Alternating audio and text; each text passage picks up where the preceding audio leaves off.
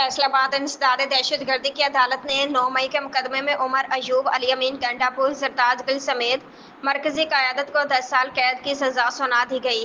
तफसीलात के मुताबिक फैसलाबाद में इंसदाद दहशत गर्दी की अदालत ने 9 मई के मुकदमे का फैसला सुना दिया।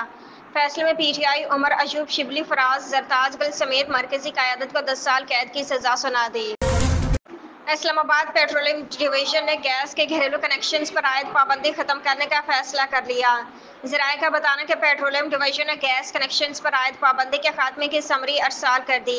घरेलू सार्फिन को दारामदी गैस के कनेक्शंस फराहम करने का फैसला किया गया है। हुकूमत ने पेट्रोलियम मसनूआत की कीमतों में बड़ी कमी का ऐलान कर दिया। हुकूमत ने पेट्रोल की कीमत में 7 रुपये 54 पैसे फी लीटर सस्ता कर दिया, जिसके बाद पेट्रोल की नई कीमत 264 रुपये 61 पैसे हो गई है।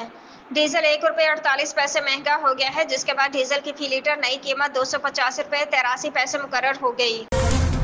अमेरिका ने पाकिस्तानी बरामदात पर 19% टैरिफ आयद कर दिया। टैरिफ से मुतल्लिक एग्जीक्यूटिव ऑर्डर पर दस्तखत कर दिए।